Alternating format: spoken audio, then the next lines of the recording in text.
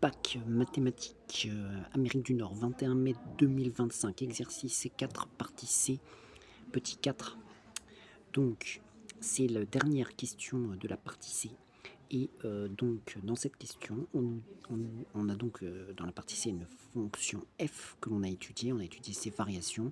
On a justifié qu'elle était positive sur 0 plus l'infini dans la question précédente.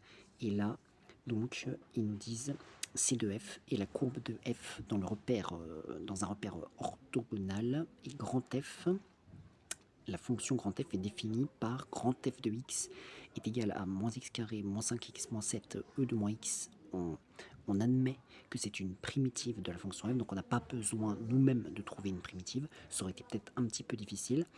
Et donc, dans la question 4, il nous demande de déterminer a de alpha en unité d'aire du domaine du plan délimité par l'axe des abscisses C de f et les droites d'équation x égale 0 et x égale alpha, avec alpha appartenant à R+. R+, c'est entre 0 et plus l'infini. Donc, en quelque sorte, si on fait un dessin, là, on a l'axe des abscisses, plutôt l'axe des ordonnées, et là, c'est l'axe des abscisses. Et donc, on a la courbe de la fonction qui est comme cela. On a alpha qui est un réel strictement positif qui est situé par exemple ici. Ici, on a 0. On a la courbe qui est bien au-dessus de l'axe des abscisses. Là, on a la droite d'équation x égale 0. Voilà, c'est une droite verticale, c'est l'axe des ordonnées en fait. Et ici, on a la droite d'équation x égale alpha.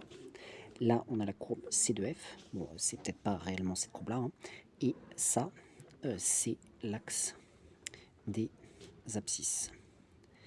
Des abscisses, voilà. Et donc, le domaine A de alpha, là, enfin A de alpha, qui sera l'aire du domaine, qui est entre l'axe des abscisses, la courbe C de f, la droite x égale 0 et la droite x égale alpha. Ce domaine, il est où? Il est ici. On est bien d'accord. Voilà.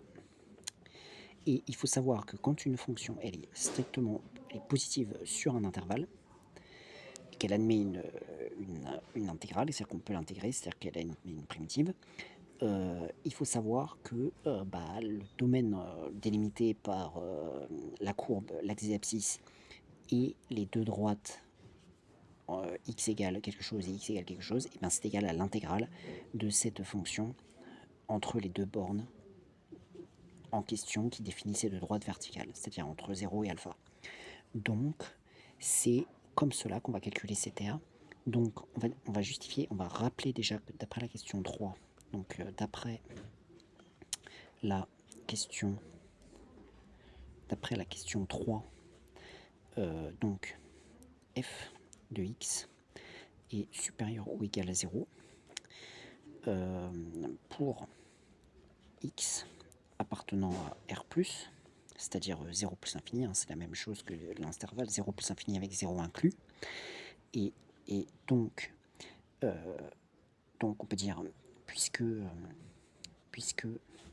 0, point virgule alpha, c'est-à-dire l'intervalle 0, point virgule alpha appartient à R+, donc on est bien d'accord que f de x qui va être aussi supérieur ou égal à 0 pour x appartenant à l'intervalle 0 alpha. Voilà déjà. Donc A de x, le domaine, enfin A de alpha, plutôt le domaine recherché, on va pouvoir dire que c'est égal à l'intégrale entre 0 et alpha de la fonction f d de x. Donc ça c'est vrai dans un repère orthogonal, hein. Comme ils nous ont précisé, on est dans un repère orthogonal. Donc l'intégrale de la fonction sur le domaine entre 0 et alpha, ça va bien être l'aire entre la courbe, les abscisses et les droites. X égale la première borne et x égale la deuxième borne, c'est celui que j'ai représenté ici. Donc, comment on fait pour calculer l'intégrale? Quand on peut avoir une primitive, on utilise cette primitive. Et là, on l'a. Donc, du coup, on écrit entre crochet la primitive, donc c'est grand F de x, et on remet les bornes à droite du crochet. On remet les bornes à droite du crochet, voilà. Ça, c'est une manière d'écrire une fois qu'on a la primitive.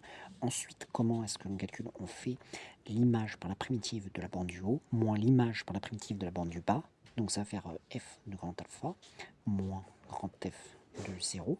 Voilà.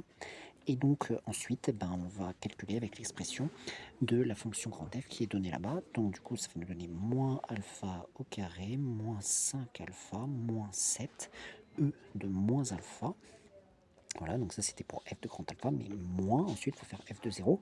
Donc moins 0 au carré, moins 5 fois 0, moins 7, e de moins 0. Voilà. Donc on continue un petit peu le calcul. Alors là, ça va pouvoir simplifier assez facilement. Il va rester juste plus 7 en fait. Donc ça va nous donner moins alpha au carré, moins 5 alpha. Bon, alpha on ne le connaît pas, on sait juste que c'est une valeur positive entre 0 et plus infini. Donc on ne peut pas le remplacer. Et donc là on aura juste plus 7. Parce que là on est bien d'accord que ça donne 1. Parce que l'exponentielle de 0 est égal à 1. Et là dans la parenthèse il y aura juste moins 7. Mais puisqu'il y a un moins devant, ça fait moins moins, ça fait plus, donc ça fait plus 7. Donc du coup on a a de alpha qui est égal à cette expression qui est ici. Donc voilà pour la dernière question de la partie C, la dernière question du bac mathématiques Amérique du Nord 21 mai 2025.